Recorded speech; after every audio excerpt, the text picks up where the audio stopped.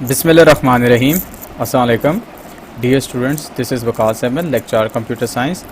जैसे कि हमारा प्रीवियस लेक्चर था disadvantages of database management system, और मैं आपको जल्दी से रीकैप दे दूं कि हम क्या गो थ्रू कर रहे थे।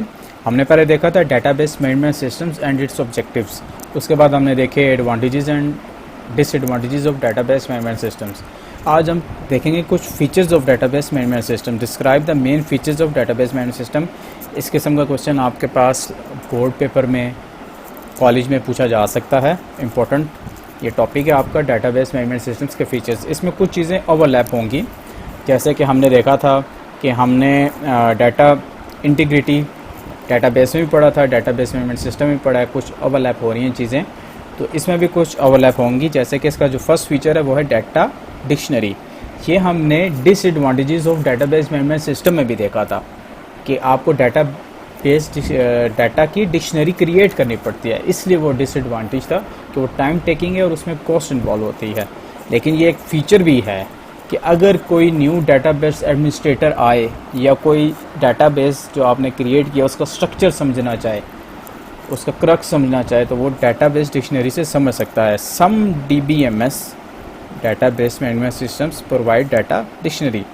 It is a file that contains data definitions or descriptions of the structure of data used in the database. क्या है? कौन सी फाइल है? that contains data definition and description of the structure of data used in the database. It also monitors the data being entered into database to make sure the data is entered according to the definition rules. कि हमने define किए होते हैं data definition rule कि हम अपने database में ये चीज़ें इनकॉर्पोरेट करेंगे। फिर हम डाटाबेस डिक्शनरी को जैसे हम कंसिस्टेंटली अपडेट करते रहते हैं, तो हम मॉनिटर भी करते रहते हैं, साथ साथ मॉनिटरिंग का प्रोसेस चलता रहता है कि हमने जो डाटा डेफिनेशन रूल्स सेट किए थे हम उसके अकॉर्डिंगली ही डाटाबेस के स्ट्रक्चर्स क्रिएट कर रहे हैं। Data dictionary can also be use for data access authorization of data users. Data dictionary is also called repository. ठीक है, जिसमें आप डाटा का जो क्रक्स है, स्ट्रक्चर्स हैं, डेफिनेशंस हैं, स्टोर करते हैं। इसे हम कहते हैं डाटा डिक्शनरी। ये बहुत इंपॉर्टेंट फीचर है डेटाबेस मैनेजमेंट सिस्टम्स का।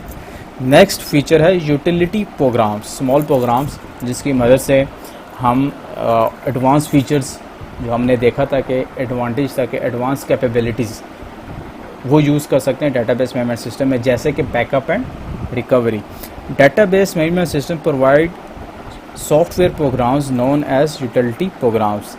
दे are used to process data of databases and to maintain the databases. Some of the programs are also used for backup and recovery of data. These are the small programs जो कि आपके पास report generation में भी use हो सकते हैं। Report generation हम इसका फीचर है वो भी देखेंगे। बैकअप एंड रिकवरी में भी यूज़ हो सकते हैं। स्मॉल प्रोग्राम्स है जिसको हम ऑटोमेट करके डेटाबेस मैनेजमेंट सिस्टम से जल्दी डाटा एक्सेस कर सकते हैं या वो फीचर्स यूज़ कर सकते हैं। Next and the most important feature of database management system is Curie language.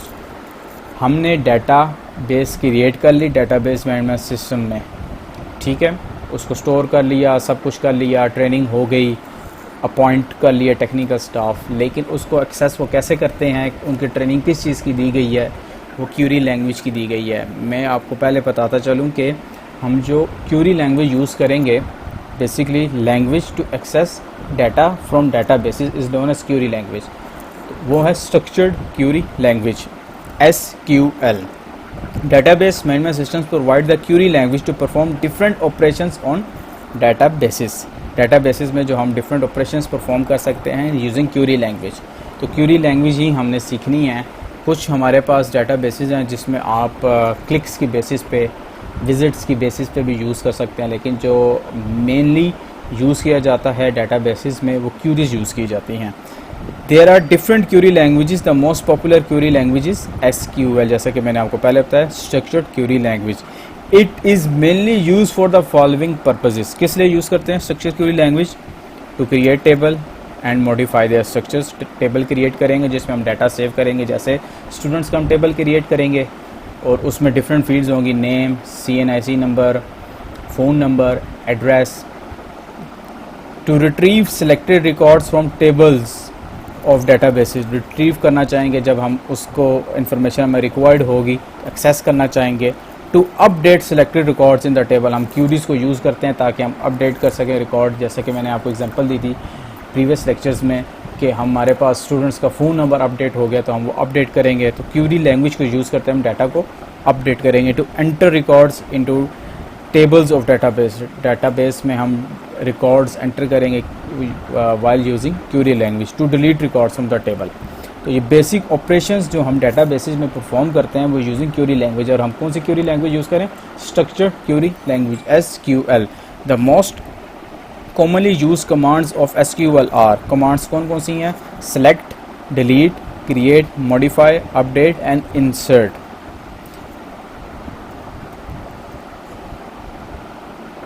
Next जो इसका फीचर है वो है रिपोर्ट जनरेटर, कि आप रिपोर्ट्स क्रिएट कर सकते हैं इसमें, डिफरेंट टेबल से डाटा फेच करके रिपोर्ट क्रिएट कर सकते हैं। मैं आपको इसकी एग्जांपल देता हूँ, जैसे कि हमारे पास स्टूडेंट्स हैं 100, हमने सिर्फ उन स्टूडेंट्स का हमें डाटा चाहिए जिनके 80% से ज़्यादा मार्क्स थे, तो वो हम एग्जांपल के तौर पे ले लेते हैं 20 हैं, तो हमें वो एक रिपोर्ट जनरेट करके दे देगा। तो हमारे पास 20 स्टूडेंट्स की एक रिपोर्ट आ जाएगी जिनके 80% से ज़्यादा मार्क्स। हम क्यूरी जो लिखेंगे उसमें हम ये साथ मेंशन करेंगे कि हमें वो रिकॉर्ड्स चाहिए जिन में स्टूडेंट्स के मार्क्स 80% से ज़्यादा हैं, तो वो रिपोर्ट्स जनरेट करके दे सकता है। डिफरेंट टेबल से हमारे पास रिपोर्ट जनरेट हो सकती हैं। तो database provides the report generator. A report generator is a program that is used to generate reports. It retrieves data from one or more table, जैसे कि मैंने बताया आपको, of database and present it to the user in different formats. The users can format the report according to their own requirements. फिर उसको use कर सकते हैं users. For this purpose, report generator provides various options.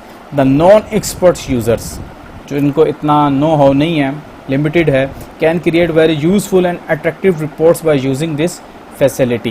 तो वो ये facility, ये feature use करते हुए अच्छी रिपोर्ट्स जनरेट कर सकते हैं। Report generator is also called report writer. Next जो फीचर है वो है एक्सेस सिक्योरिटी। ये हम पहले भी जिक्र कर चुके हैं। एक्सेस सिक्योरिटी राइट्स होते हैं, यूज़र्स नेम एंड पासवर्ड तो दिए जाते हैं, उसके बाद राइट्स भी दिए जाते हैं कि कौन बंदा सिर्फ व्यू कर सकता है, कौन व्यू के अलावा अपडेट एंड एडिट भी कर सकता है, कौन बंदा डिलीट भी कर सकता है, कौन बंदा एग्जीक्यूट भी कर सकता है। तो डिफरेंट यूज़र्स हैं, उनको डिफरेंट राइट्स होते हैं। जिसमें डेटाबेस एडमिनिस्ट्रेटर है उसके पास और राइट्स होते हैं, एक्सेस राइट्स होते हैं। अब हम फेसबुक यूज़ कर सकते हैं, यूट्यूब यूज़ कर सकते हैं, उसमें हम व्यू कर सकते हैं, इंसर्ट कर सकते हैं, वीडियो अपलोड कर सकते हैं, अपनी वीडियो डिलीट कर सकते, किसी और की नहीं कर सकते। तो ये हमारे पास एक्सेस राइट्स लिमिटेड हैं। वो कौन डिलीट कर सकता है? जो यूट्यूब का डेटाबेस एडमिनिस्ट्रेटर होगा, वो बैक एंड से सर्वर से वीडियोस रिमूव कर सकते हैं। तो DBMS provide access security feature by using this feature the database can be protected from unauthorized access. तो ये डाटा सिक्योरिटी से रिलेटेड है, ये एक फीचर प्रोवाइड करता है आपको database management systems. Only the authorized users can access the database.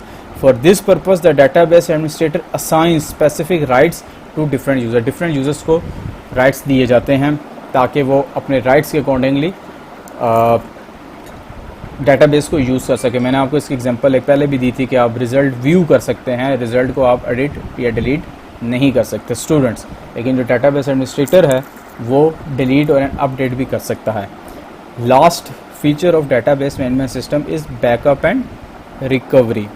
बहुत इंपॉर्टेंट फीचर है कि आपके पास जो डेटाबेसेस क्रिएट की जाती हैं, क्योंकि आपके पास इंपॉर्टेंट किस्म का डाटा होता है, लेकिन अगर वो डाटा लॉस हो जाए तो आपके लिए जो डेटाबेस आपने क्रिएट की थी वो बिल्कुल मीनिंगफुल नहीं रहेगी। आपका डाटा लॉस हो गया और आपके पास उस टाइम कोई बैकअप नहीं था, तो आपको फ्रॉम स्क्रैच स्टार्ट करना पड़ता है, और बहुत इंपॉर्टेंट डाटा होता है जो कि लॉस हो जाए तो वो रिकवरेबल भी नहीं होता। तो this feature is available in almost all the DBMS softwares. By using this feature, users can take the backup of important data. In case of data failure, loss of data, the data can be recovered by using backup copy of the data. तो ये data security से ये भी related है कि अगर आपका system में जो भी डाटा मौजूद था, अगर वो हैक हो गया है, कोई पावर फेलियर की वजह से कोई सिस्टम आपका क्रैश कर गया है, हार्ड डिस्क आपकी ख़राब हो गई है, कोई नेचुरल हैज़र्ड्स हो गए हैं तो जिस वजह से आपका डाटा लॉस हो सकता है, लेकिन आपके पास बैकअप का फीचर मौजूद है, तो आपको इसको, मैंने आपको पहले बताया था कि ऑर्गेनाइजेशन टू ऑर्गेनाइजेशन वेरी करता है कि आप डेली टू डेली इसको बैकअप इसका बनाते जाएंगे या वीकली करते जाएंगे, मंथली करते जाएंगे, depend upon the organization and their strategies.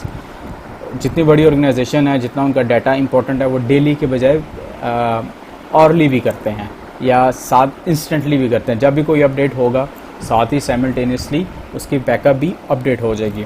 तो यहाँ तक था स्टूडेंट्स हमारा चैप्टर नंबर 1। आज हमारा चैप्टर नंबर 1 कंप्लीट हो गया है। इससे रिलेटेड जो भी आपका हेल्पिंग मटेरियल है वो मैं आपको शेयर कर दूंगा गूगल ड्राइव के लिंक के थ्रू, और उम्मीद करता हूँ कि आप सबको ये चैप्टर नंबर 1 ईज़िली समझ आया होगा।